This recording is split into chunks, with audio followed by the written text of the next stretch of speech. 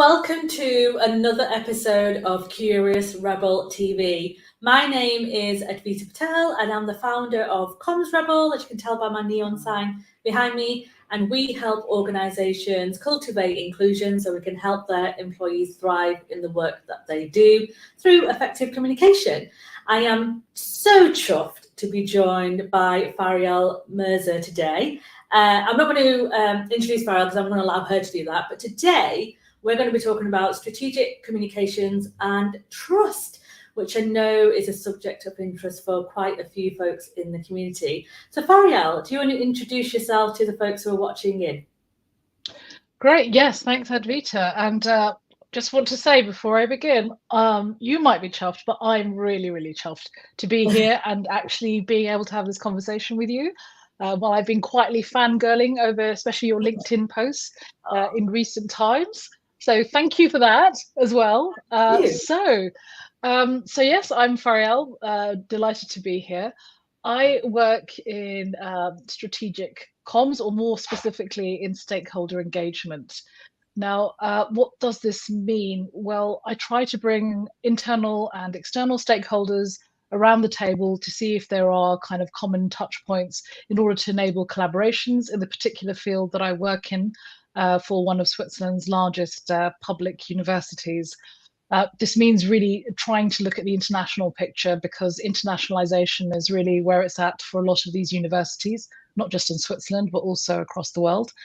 And I'm quite happy to speak today about the approach that I've tried to use. I've also been in this communications business for a little while, but particularly with a focus on external relations. I'm a chartered PR practitioner, very proud member of the CIPR.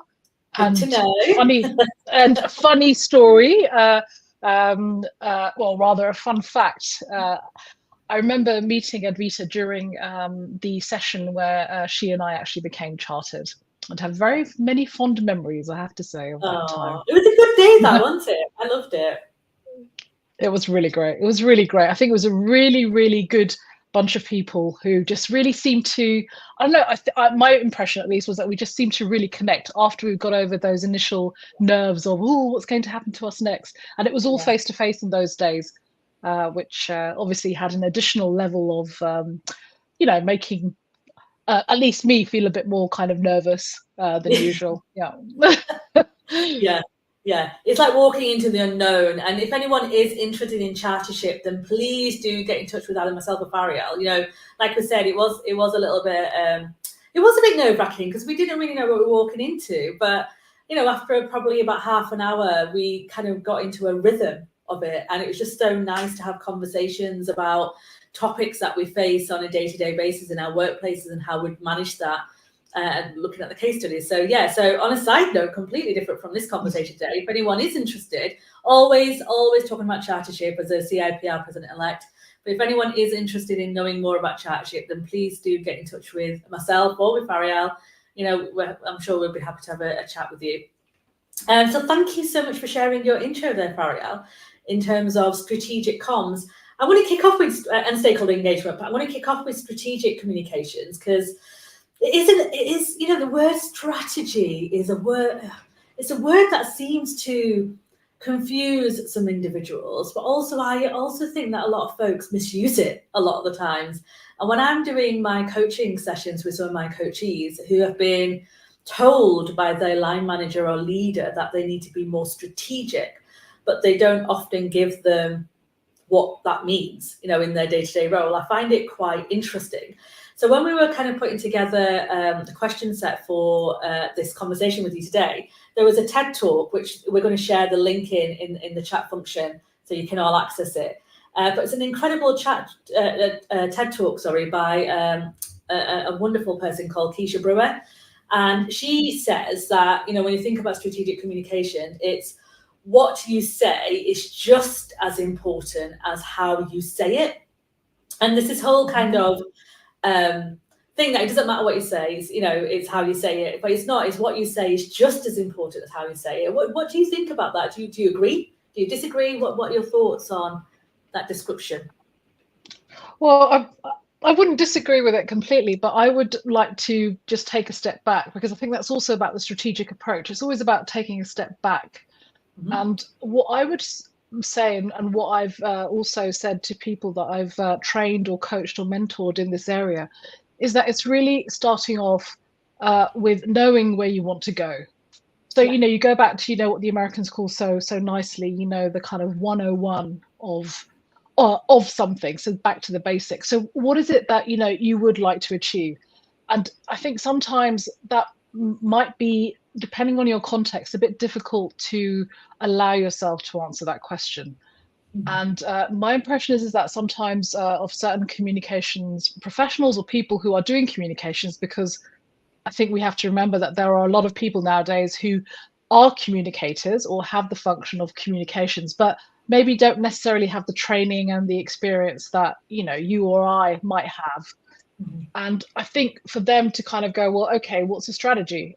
You rightly pointed out, people kind of misuse it as well. I think it's really about trying to have some clarity before you launch into your communications, into thinking really about what's the end game here. And I Yeah. think, it's Stephen Covey who says it so nicely, right? Start with the end in mind. Yes. You may, have to develop that along the way, but I think it's a really good starting point. And this is something that, I try to stick to in what I do, because if you work sort of transversely across an organization, for instance, there are so many different competing interests.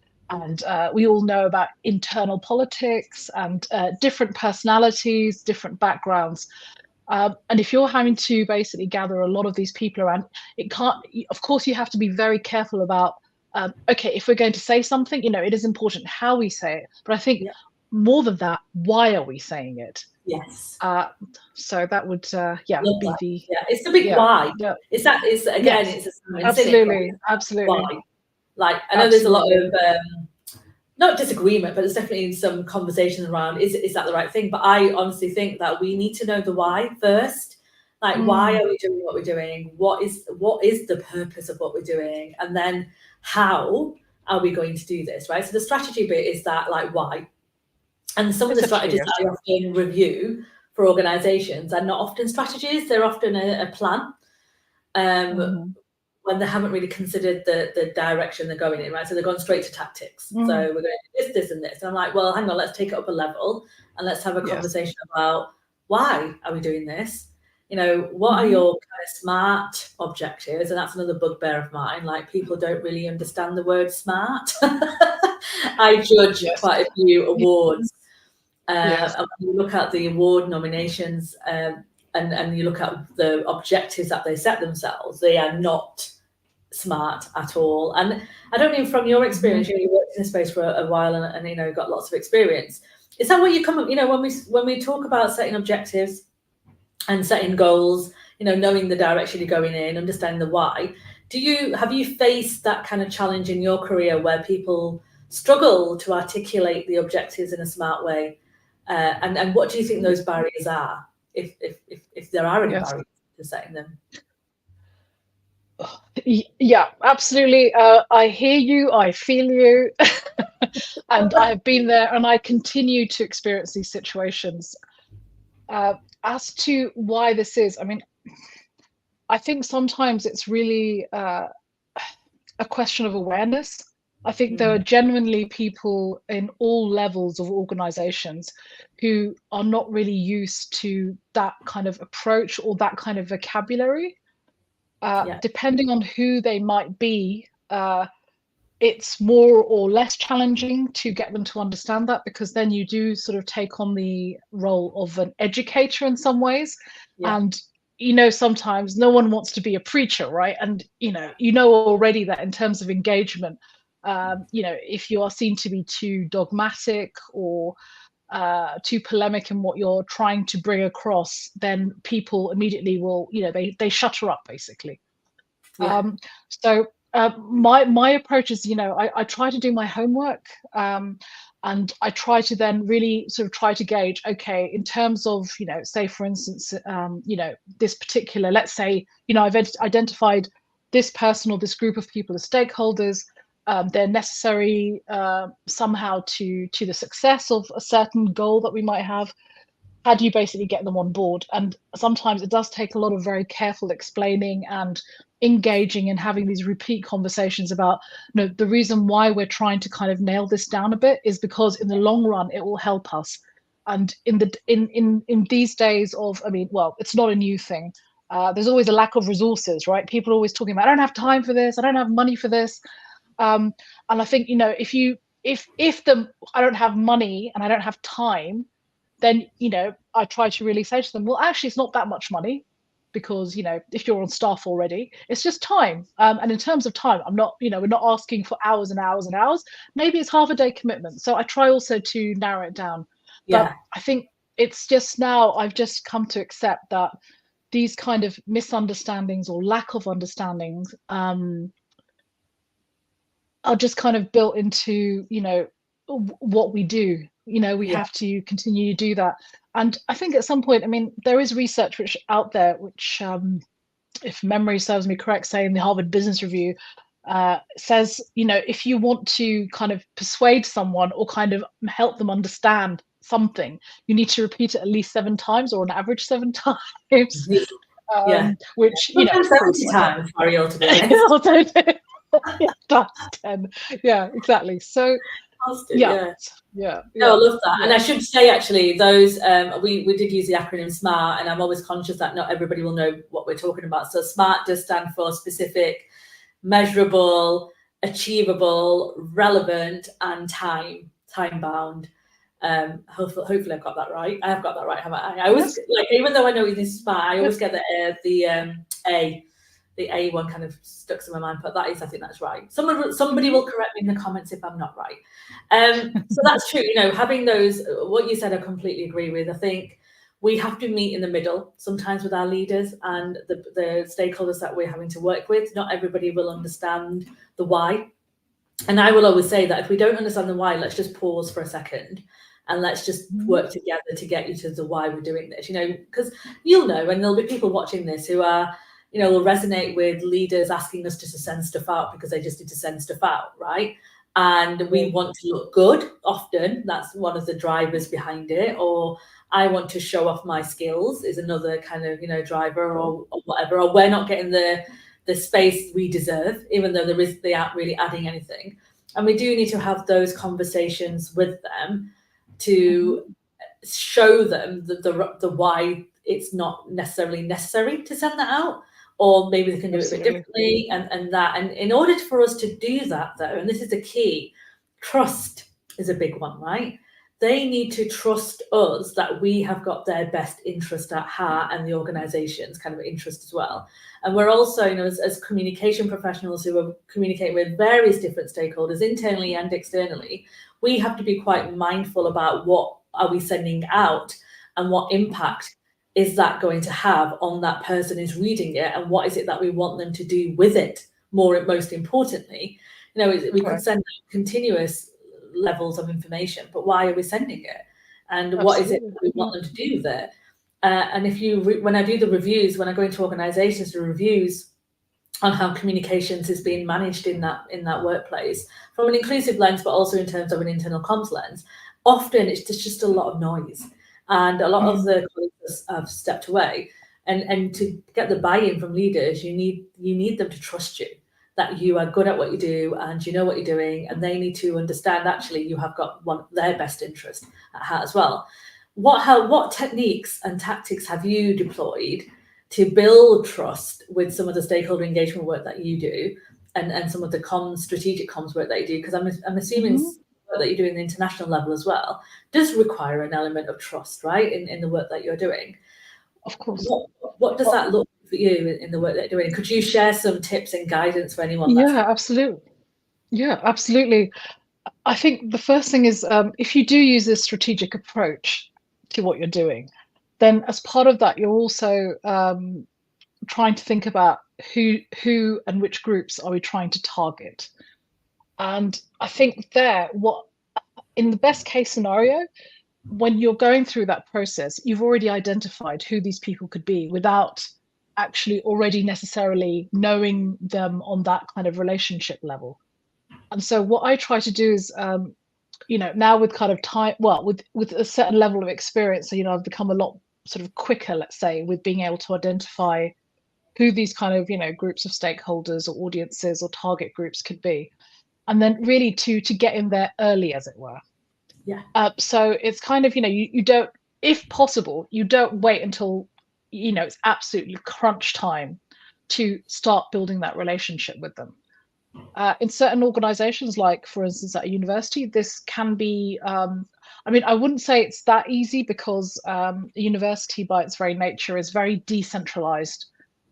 So, there is something called the administration, but the central administration is very much, has some kind of overarching functions, but, the faculties, the strategic competence centers, etc. These are all, they're independent in the way they run their work. Of course, they're very much focused on research and teaching.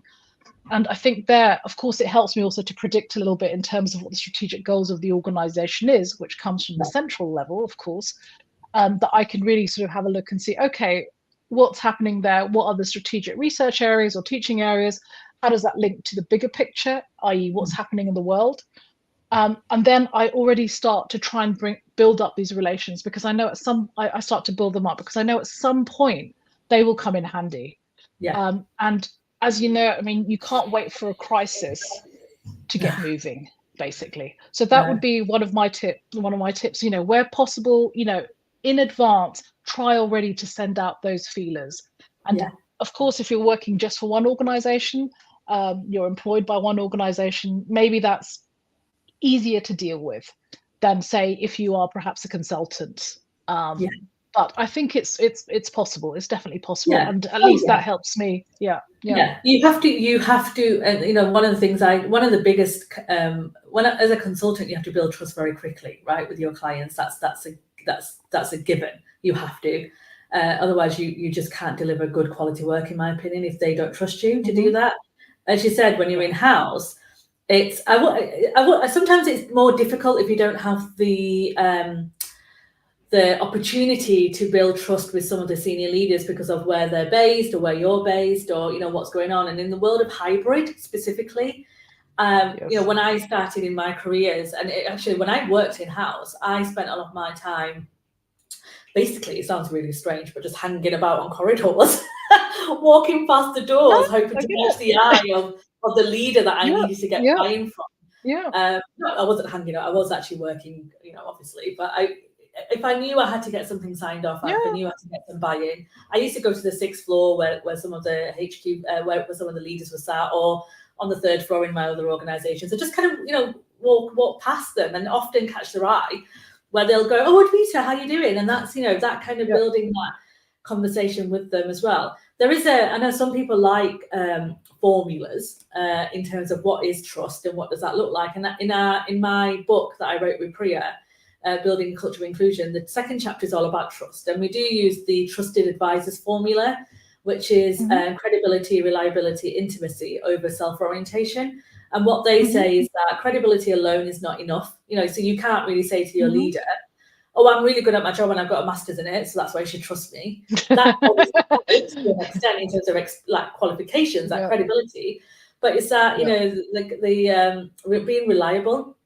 as well. So showing up when you say you're going to show up, doing the things that you say you're going to do, taking action behind some of the stuff you've said, and then that intimacy bit, which is about relationships. What are you doing? So I used to build trust. I had a very difficult leader who was quite distant from comms. I didn't really believe in it. I didn't think it was any value. He felt that everyone should be able to communicate well without the need of a function to do that. And I kind of understood where he's coming from to an extent. The power of success is when people do communicate well and do a good job, and we're just we can support to some element. But he wasn't really connected with me. So I went and found out what he was interested in as a business leader. So I asked his PA, his peers, had side conversations with others, and then every week I used to send him articles and information that I felt he would find interesting based on his knowledge that he wanted to learn more about. So he was quite competitive with other competitors, and that slowly but surely, he didn't really respond after the first email, but then I sent a second one with different links, and he responded and said, "Oh, I love these. thanks so much for doing that. Do you want to come and have a quick 20-minute chat with me about how we can take it forward from what you shared here? And that, it does take an element of bravado, I would say, and courage to be able to do that. I had a great line manager who was fantastically supportive of me having autonomy to do things like that. They weren't gatekeeping. And that plays a big part in how we show up as a strategic communicator as well, to be fair. Is your leader allowing you to shine in the way that you need to? Are they giving you the autonomy? Are they giving you the support to go and do what you need to do to get the buy-in? And that plays a big part in trust, I would say. Do they trust you? Do they trust you to do your job as well? So love those tips. And if anybody else who's watching has got any further tips, then please do share them in the comments. And we'll share the Trusted Advisor link in there as well. So when we were talking about, just before we came online, we were talking about, just going off the strategic comms bit, we were kind of talking about taking that brave move, right? Doing things differently than what you are not often used to doing. And you and I were just chatting about, you often advise and coach and mentor others to do that. And when you saw that I put a call out for Create Rebel TV, you put yourself forward. And this is one of your first lives, right, Faryal, that you're doing. Yeah, absolutely. Yeah. And you really got me thinking about courageousness and being bold. And obviously with a business name called Comms Rebel, I do have, I live what I breathe. And that has taken me time to get there, to be fair. People know my kind of story of how I got here. But what is it, if folks who are watching who feel a little bit nervous about stepping into a space at work and asking, doing what I just suggested about maybe emailing a leader with some links that they might be interested in, or taking that leap of faith in a new project, or putting themselves forward for opportunities like this. What kind of drove you to do this? What tips and techniques would you say you could share with those who are struggling maybe with their confidence to pushing the boundaries out a bit and stepping into the slight uncomfortable zone? And we never want anyone in distress, but we definitely want people to give that stretch, right? So what are your tips to be a bit more courageous? Well, I would say, I think self-awareness is quite important. And, if you know yourself and know that, say, something like pushing yourself out of your zone and doing this kind of live stream could perhaps make you very anxious, then it's something to really consider. I mean, I know that I don't suffer from anxiety in that way. I mean, I do get anxious and I do get nerves, but I also am someone who likes pushing myself, because for me, it's just something that's carried me through my entire life. I have, I've had various different stops in my career. I've done various different things, and along that way, I really believe in lifelong learning as well. So, since I entered into the workforce, I still have been training myself, or, trying to see where, if I was with an employer to get them to sponsor that, but sometimes that didn't work out. So, for instance, with the, when I did the, back in the day, the CIPR diploma, that was something that the employer was not very happy about sponsoring. So I still did it anyway. And, and I'm really glad I did, because it really shaped. I mean, a lot of this is, we stand on the shoulders of other people. And, a lot of the way I work today is really, back in that time when I had that epiphany. But I would really say that if you are the kind of person, if you're just, on the level of, you don't suffer from, anxiety, but you're just, maybe you suffer from nerves, I would say, if you don't ask, you don't get. Sometimes we have to be mindful of our surroundings about how we ask that question. But, I have full confidence that, everyone is a professional. Everyone has a right to ask. And I really hope that you're in an enabling environment, that if you ask, that you will get some kind of result, which is not, negative. Okay, someone can say no, but that there's no negative backlash. And more often than not, you might get a yes. And, maybe that opens your mind to other possibilities. And I do think that if you do that in your professional life, it also has a knock-on effect in your personal life, and vice versa. And even though, I think I think my family and friends would say that I'm,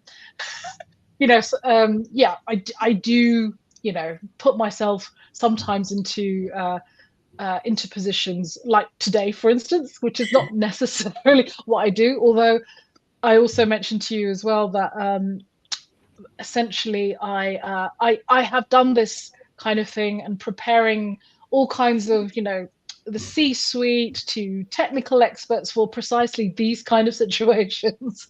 Yeah. But I've never done it myself. So it's about practicing what you preach as well for me. So maybe for other people, they're also in a similar situation. If you can prepare other people to do it, you should try and do it yourself as well. I agree. I completely agree with you, Faryal. The new voices are needed, I would say, in our industry. That the experience that you bring is really important, that other people hear it. I'm all for veteran speakers who are experienced in speaking, but I am very, very passionate about bringing others to the table and making sure that we hear different perspectives. Diversity of thought is equally important as representative as well, in terms of representation. Yes. And that's critical, right? So whether that's external speaking or whether that's internal, work that you want to do in terms of promotions or getting involved in projects, people can say no. And I shared a quote, funnily enough, that you just said that on CarMed Rebels, so the other business that I run with Jenny and Trudy. And on our Instagram, I said today, there's a quote that said, if you get a no, it just means that you can't do it with them. That's the only difference, right? That it's not like you can't do it. It's just that you don't do it with them. And that for me, I was like, oh my God, like 100%. So you may get a no from different stakeholders, different people, but it doesn't mean that you can't do it. It just means you're not doing it with them in that moment. You're going to do it with somebody else or do it on your own. And that's quite powerful. So last week, we asked our last guest to ask you a question. And their question to you was, what's the one thing that you are doing or would like to do this year to look after your own well-being? Which I love that question. Yes. Oh gosh.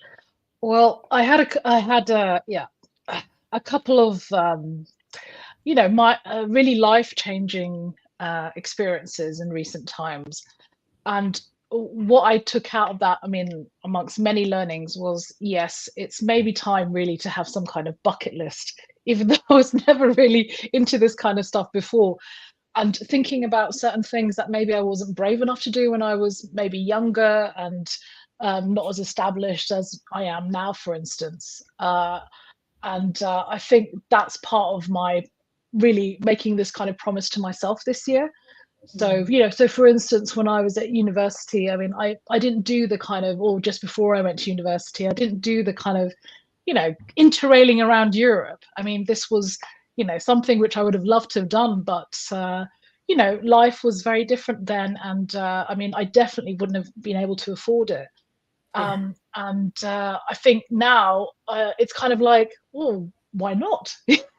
Why not? So I will be doing things like that, I think. Love it. Carving out a bit of time for that, and so things like that are definitely on the cards for this year. And who else? And I'm also also still keeping up on the professional development side and stuff. So who knows what other doors that might open, and I'm actually really excited about that, I have to say. It feels good to be thinking in those terms.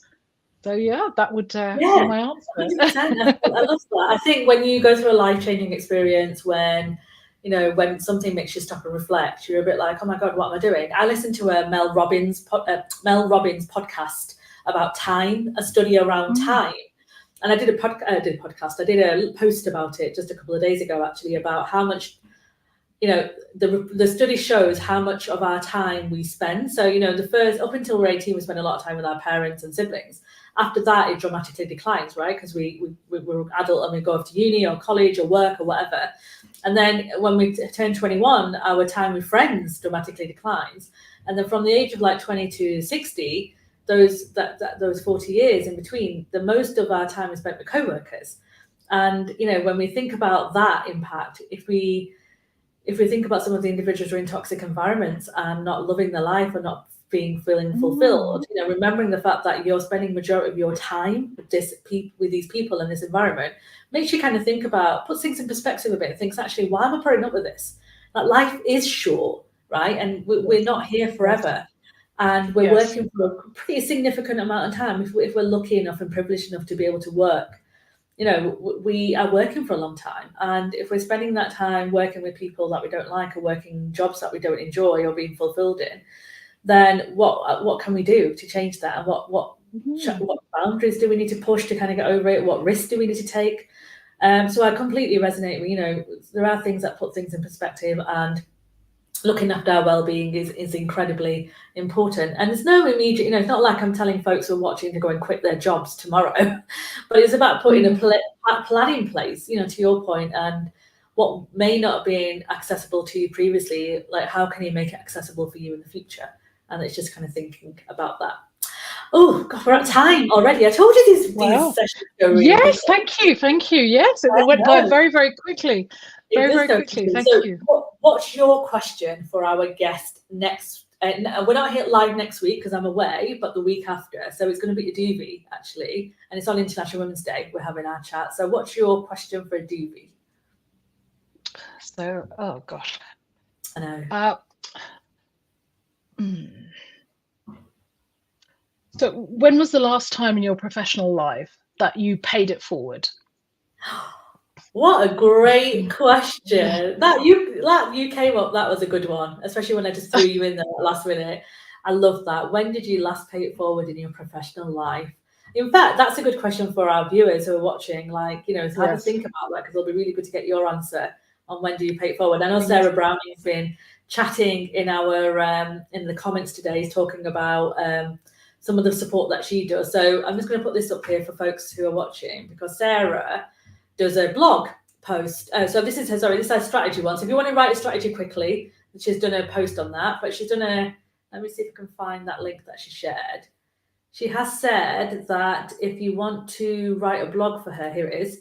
So if you want to write a blog for Sarah, and Sarah's been a huge supporter of the Leader Like Me initiatives, and she's supported a lot of our women on that program to write blogs as well, and she's been an advocate and ally for us.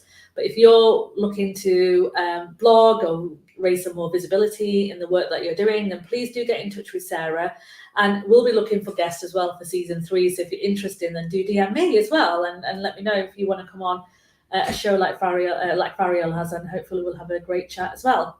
But thank you so much if you are listening. We will share Faryal's LinkedIn details in the comments so you can connect with her and stay in touch. It's definitely someone that you should be. I enjoy some of the stuff that she shares. I've loved our conversation today as well. And if you want to connect with Comms Rebel, then you can find us on LinkedIn and on Instagram under the handle Comms Rebel, or you can visit our website, commsrebel.com, if you're looking for some support around change, communications, coaching, and confidence as well. And we will see you, not next week, because we're taking a week off, but we will see you the week after. Take care, and thank you so much for all your time. And thanks, Faryal. Thank you, Advita. It was really a pleasure. And keep up the good work. And I hope our paths cross sooner rather than later. Yeah, hopefully. Fingers crossed.